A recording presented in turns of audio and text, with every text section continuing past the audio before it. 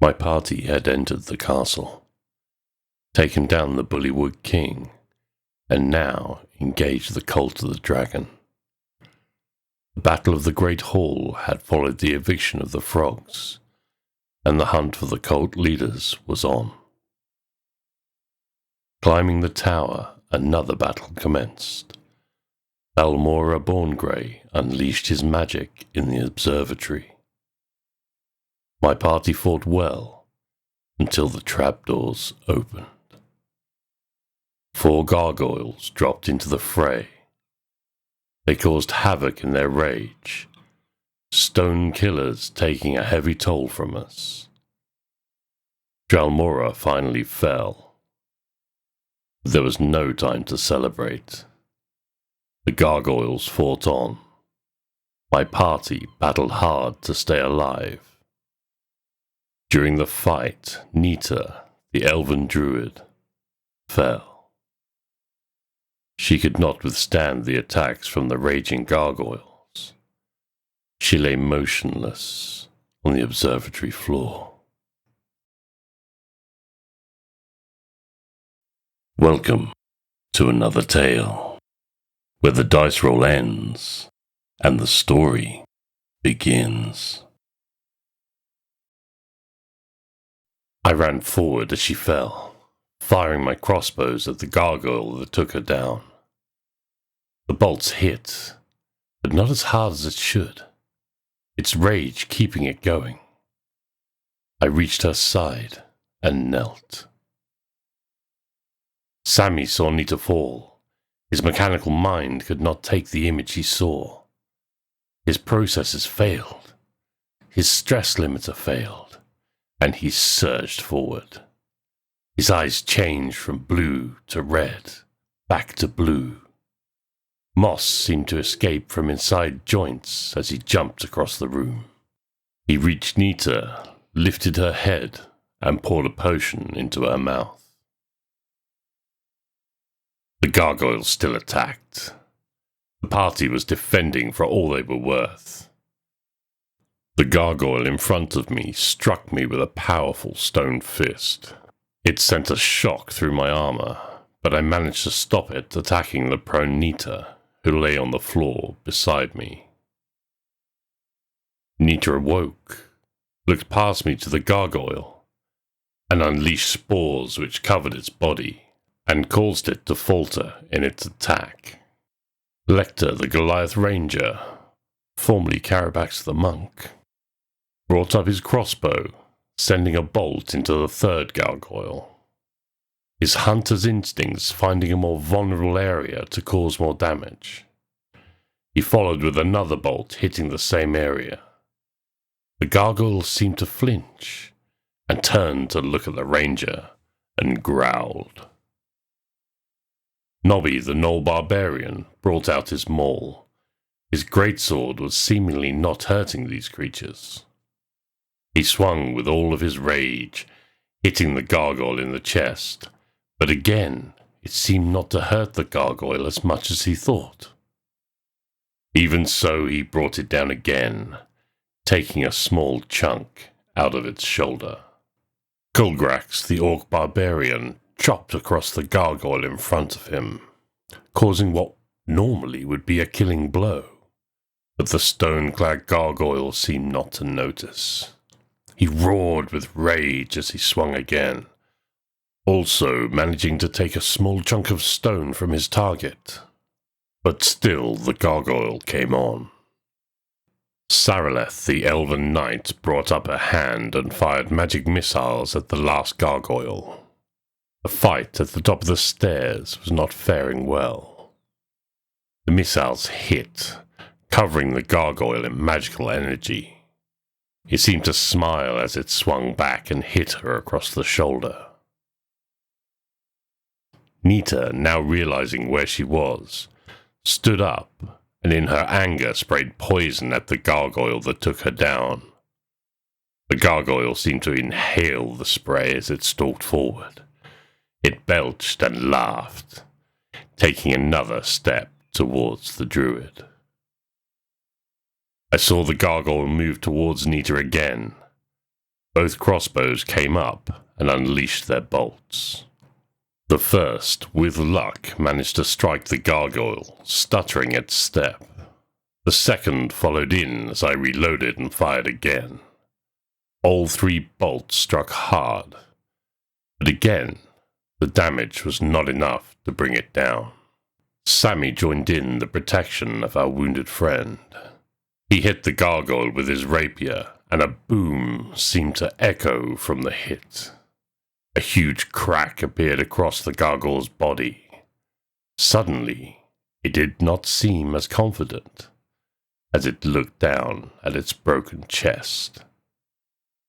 The boom and the crack seemed to resonate through the observatory. The other gargoyles faltered in their attacks, except the one Sammy struck. It flung its arm out and struck Nita hard across the side of her head. Nita, once again, fell to the floor. I glanced to my side as she fell, anger building up inside of me. Lecter, fighting across the other side of the observatory, continued to fire his crossbows, hitting the gargoyle attacking Nobby. 3 bolts hitting, again causing the creature to turn, as cracks started to appear across its body. Nobby, seeing this, twirled his maul and swung for the gargoyle's head. The hit caused another crack to appear, and a chunk of stone hit the floor. It fell to its knees, but it was still fighting. Kulgrax was still battling his gargoyle alone, his great axe ablur as he defended and struck at the gargoyle. He was managing to keep it at bay. Saraleth, also fighting alone, again brought magic missiles to fire from her hand, which crashed into the gargoyle, but still it came on. I stood protectively in front of Nita, blocking the gargoyle's path to her. My first bolt missed as I moved. My second was better, hitting, but with not much effect. Sammy, seeing Nita fall again, knelt and administered another potion to the fallen druid. As she drank, another boom echoed through the room, Sammy's blade striking the gargoyle. A shower of rocks covered us as we ducked away from the exploding gargoyle. The remaining gargoyles all fought hard now, knowing the end was coming. All 3 scored hits on my group, but they now looked weaker, unsteady, killable. Saraleth, being backed onto the stairs, took a huge blow in the chest. The air left her lungs, and her eyes rolled back into her head. As she fell, the gargoyle roared in victory. Lecter saw another comrade fall. He continued his attacks on the gargoyle that fell to its knees. A bolt struck it in the back of the head, and it too crumbled into rock at Nobby's knees. He switched his hunter's stare to the gargoyle in front of Kulgrax, sending another bolt with force into its stone back. Nobby, seeing this foe crumble, spun to also help Kulgrax. He followed the bolt shot by Lecter. His maul swung in from a surprise angle, catching the gargoyle hard on the head. Kulgrax, buoyed by his friends now helping him, smashed his great axe down, taking another large chunk out of its form. Nita, with her attacker dead, surrounded herself in a green glow, her wounds healing and her focus coming back to her eyes. With a deep breath, she strode forward to the gargoyle that took down Saraleth. Her shillelagh struck it hard in the back. I stood back and brought up my longbow, firing at the gargoyle in front of Nita. The arrow missing as it recoiled from her strike. As the arrow flew, I reached down, dragging Saraleth back slightly, and knelt down to aid her. I held her head and managed to get her to open her eyes.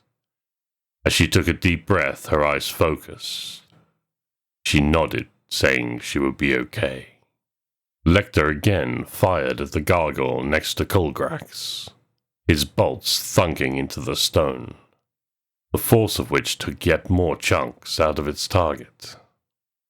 The gargoyle looked weak as the third bolt struck home into its head.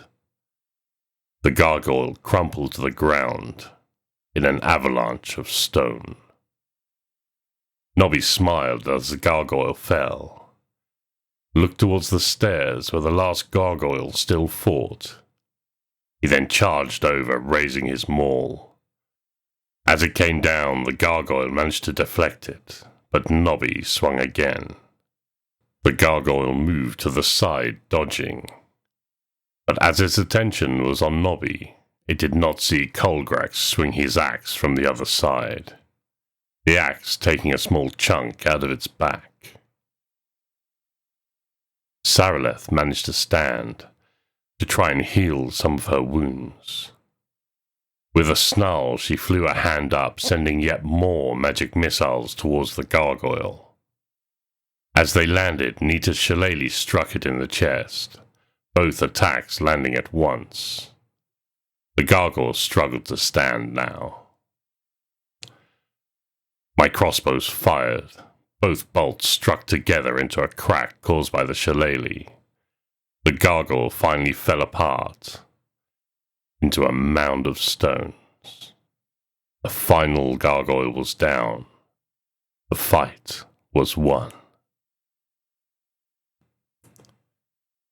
The group took a breath, all wounded and exhausted from the fight. We all healed the wounds of our friends and took the time to rest and swig water. Nobby, once he got his breath back, stood and walked over to Borningray's body. I started to look around the room. I approached the large telescope in the center of the room, and I looked into the viewing port. I noticed it was focused onto a dragon lair. I could not work out where this was, but I could see the dragon was underground. There were 2 identical black dragons. A shiver ran through my body. 2 dragons. My instant hate rushed through my body. The thoughts of my childhood crept in. The village burning in dragonfire. The cult seemed to have an interest here. Was this what they took the castle for? The anger boiled inside me. I had to deny this device from the cult. So I turned to my friend. Nobby, can you destroy this, please? Nobby, with a grin, stepped over and smashed the viewing device apart with his maul. He seemed to enjoy this job. He then strolled back over to the dead elf's body and started to search it. Nobby brought up a notebook. Dreazir was written in big letters on the first page.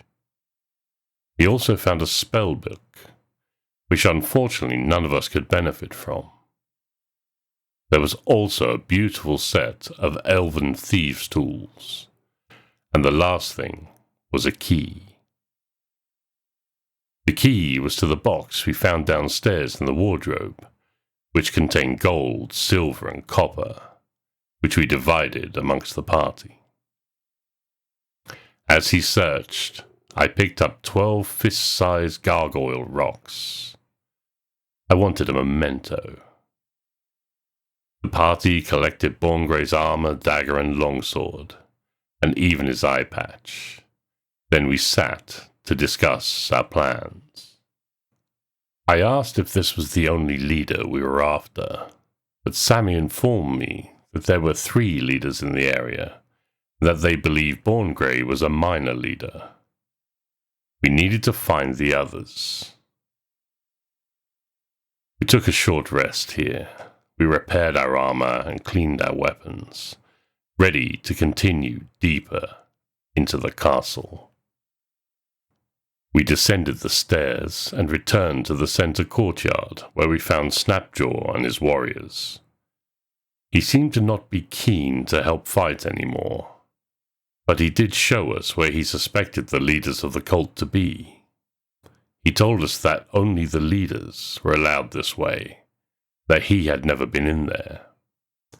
He took a key from his pouch and opened the door to the living quarters inside the castle, and then he pointed to a far door, and he said, "Over there, that's where they go." We passed the clean living area of the lizardfolk. In the rooms there were broken furniture and altar clothes. It looked like it was a rectory for religious priests. As I looked, I started to recognize some of the discarded and trampled clothing. I saw the symbols beautifully sewn into them. This was a rectory for the priests of Tyr. My teeth clenched. A snarl started to form in my mouth. My faith had gone, but in my heart I knew this was not right. Even though abandoned by my God, I could still not let this stand. This is desecration! I rushed towards the door that Snapjaw had pointed at, rage boiling inside of me. I did not wait for the others. As I reached it, I kicked the door in with ultimate fury. All sense of reason had gone. I let the dark infuse me. I let go of what was right. I wanted to kill those responsible. Give the priest of Tyr justice in his name. My actions, though, were not within his teachings. They were reckless, unguided, dangerous. The door flew open as my boots struck it. As the view hit me, I searched for my first target. There were 2 dogs and 4 cold warriors that I could see. Sammy next to me fired his bow. The arrow sank deep into the first dog's flank. Nobby rushed past me to the same dog, hitting it as the arrow landed. I rushed forward into the fray, my longbow coming up as I moved. An arrow flying towards the dog at the back of the room. The arrow hit its shoulder and slowed its advance. The warrior next to the dog started to move. I changed to my hand crossbow, but I fired wide. Kulgratz stomped into the room to flank the dog that Nobby was fighting. Rage filled him as the great axe came around his head and smashed into it. His second strike bit hard into its back, causing it to yelp in pain. Lecter ran in, went under the stairs, and fired his bow at the same dog. Bolts flying true into its flank, the dog yelping with each hit. It was only just hanging on, but it still fought. The warriors then fought back, surrounding Lecter, and as a pack started to score hits all over his body. Kulgrax too took some of the hits as he fought the dog. Nobby was wrestling the dog now, managing to evade its bites. Sammy saw the contest and fired his bow again, scoring another hit and killing the beast, saving Nobby. Nobby, with a nod to Sammy, rushed forward to help Kulgrax, swinging his greatsword, taking on a warrior to his right, and causing a lot of damage. Without thinking, I ran into the fray, my anger blinding my reasonable thought. I managed to make it to the back of the room and turned to face them all. The evil took over, and the rage grew. The black wings emerged, and my eyes turned to onyx. I was lost to the fury, all reasoning gone. I fired my crossbows at the warrior to my right, missing with the first shot as he dodged. The second hit his chest, just getting through the armor. Kulgrax swung his great axe at the warrior in front of Nobby, taking him down in a fountain of blood. Without celebrating, he turned back to the dog behind him, slicing deep into its hide. Lecter, though, was not looking good. The damage he had taken was too much. He tried to get away, ducking and diving from strikes. Eventually, he managed to get distance and got out of the room. The cult warriors then surrounded me, raining blows with their scimitars. My sight went dark, and I fell to the ground. As I fell, Nita seemed to float through the room, surrounded by mist. She knelt by my side and sent healing through my body, the wounds closing slightly, but I was still seriously wounded. Sammy joined the battle in melee, but the warrior he faced managed to parry his attacks. Nobby saw an opportunity to attack the same warrior, spinning his great sword around, smashing into him. I stood up on wobbly legs and managed to call my inner healing power. I tried to fire my crossbows, hitting one warrior, but only barely. Lecter stepped back into the room and fired a bolt from his crossbow, narrowly missing the same warrior. The warriors reacted again. Nita threw her spores at the closest one, but he managed to still attack her, hitting her with his scimitar. The next warrior struck out at me. I didn't see the attack coming, and his scimitar went deep into my chest. I once again fell to the floor, my life force leaving me.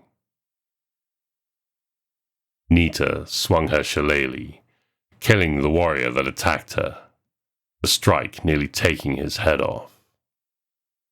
Sammy, his rapier now covered in green flames, dove into the warrior in front of him, setting him alight, and causing the one behind him also to catch fire in green. The tide was turning. We were starting to win. Could we kill them all? Nobby swung his great axe, causing a huge wound on the last warrior. Colgrax, seeing Nobby take on the warrior, turned back to the dog. He smashed his greatsword into its head, nearly slicing it in half. But somehow, the dog stood and tried to bite back. Lecter fired his crossbows at the last remaining warrior, his first shot landing deep in his chest. The second followed it, and the warrior sank to his knees, and slowly fell forward. Now only the dog remained. Nita knelt next to me again, healing my wounds, bringing me back to life. I lay on the floor, my black wings disappearing, and my eyes returning to purple. My mind was cloudy. I could not think straight. The dog, seeing it was alone now, turned and ran. It jumped out of the window and into the moat outside. The fight in the room was won. The one in my mind was not. My heart needed something. My eyes searched for a symbol of Tyr. This was his house. I needed something to cling to give me hope, to save me. I saw a broken symbol, and I crawled towards it. I put my bloodied hand on the symbol and used my inner healing, hoping for Tyr to notice and help me. Nothing came, though. My wounds still healed, but only with my own inner power.